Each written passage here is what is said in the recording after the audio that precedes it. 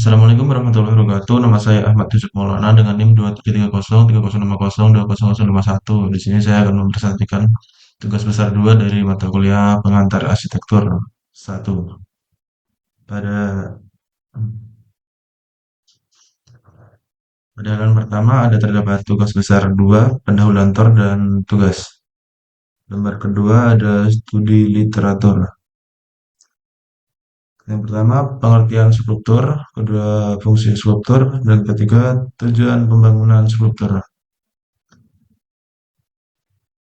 Lembar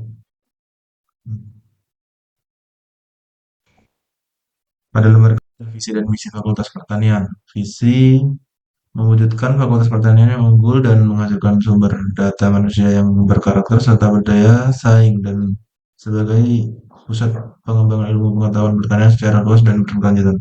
Misi satu, penyelenggarakan pendidikan yang bermutu berkualitas sesuai dengan bidang ilmu yang ada di Fakultas Pertanian. Dua, meningkatkan atau mengembangkan ilmu pengetahuan dan teknologi di bidang pertanian dalam arti luas dan berkelanjutan, khususnya pengembangan iptek di kawasan rawa gambut tropikal dan serta lingkungannya. Tiga, meningkatkan tridharma perguruan tinggi yang kreatif, inovatif, dan berdaya saing sesuai kebutuhan kini dan mendatang. Empat, menyelenggarakan kehidupan akademik yang demokratis, sehat, dan bertanggung jawab berkelanjutan. Lima, mewujudkan pengembangan pendidikan dan pengajaran dengan meningkatkan akreditas dan pengembangan jurusan kehutanan dan perikanan menjadi fakultas. Enam, penguatan sistem manajemen mutu menuju efisiensi dan profesionalisme.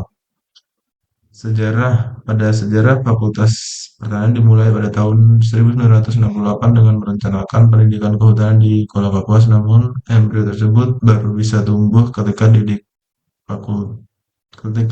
Fakultas non besar teknologi pada tahun 1981. Fakultas Pertanian Universitas Palangkaraya dikukuhkan dengan surat keputusan Mendikbud nomor 0368 garis miring 0 garis miring 1993 tanggal 21 Oktober 1993. Saat ini Fakultas Pertanian memiliki 4 jurusan dengan 8 program studi di dalamnya.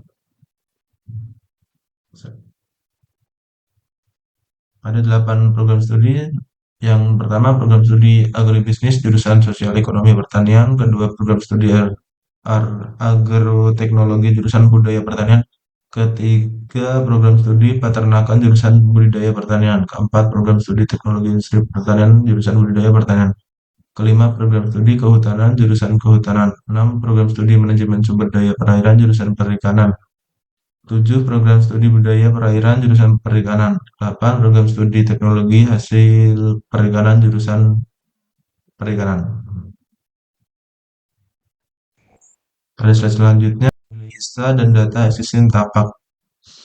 Keterangan pada lokasi site berada di Fakultas Pertanian, lokasi site struktur di samping kanan jalan masuk jika dilihat dari ke arah pintu gerbang Universitas Palangkaraya. Ketiga, set berada di Jalan Hendrik Imang, area kampus UPR. 4. Di depan set terdapat UPT Teknologi Informasi dan Komunikasi UPR.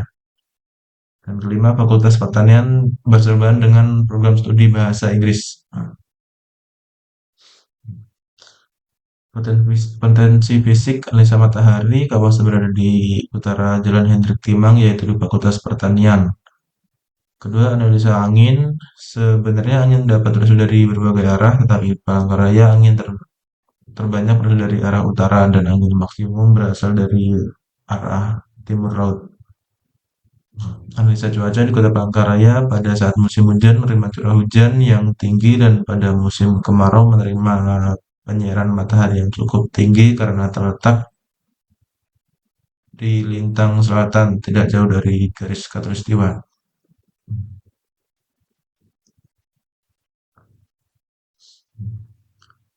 Kekurangan dan kelebihannya yaitu satu, daya dukung rendah tanah tidak stabil, patung mudah tenggelam atau bergeser.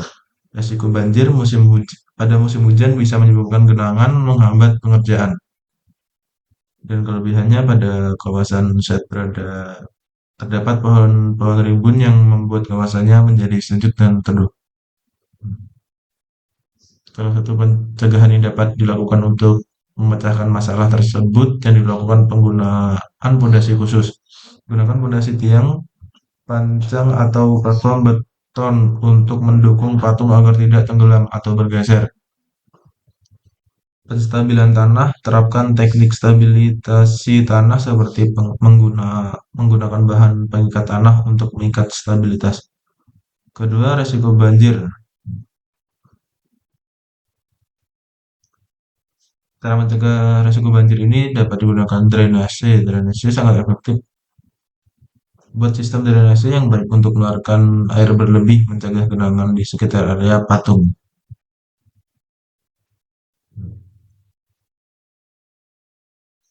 Hmm. Pada slide selanjutnya, di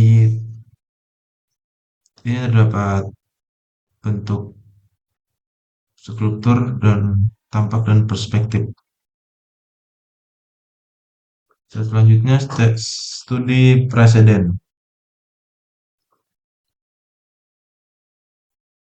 Patung ini di Tugu Konservasi UNESCO Sekarang Kecamatan Pati, Kota Semarang, Jawa Tengah. Filosofinya,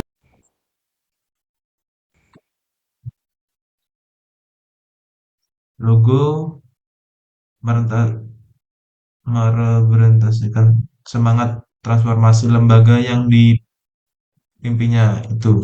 Logo ini melambangkan semangat indi Indonesia UNES sebagai universitas konservasi. Terus selanjutnya ini bentuk. Di sini terdapat bentuk bentuk infinity. Awalnya saya terinspirasi dari tumbuhan padi, tapi bentuk ini melambangkan kesempurnaan atau kompleks yang tak terbatas. Bentuk ini menggambarkan sekilas seperti telur dan sekilas seperti bunga. Jika kedua digabungkan, ini bisa menggambarkan siklus kehidupan, regenerasi, atau bahkan konsep seperti pembaharuan. Artinya mereka bisa menjadi simbol kehidupan yang terus berlanjut dan proses evolusi.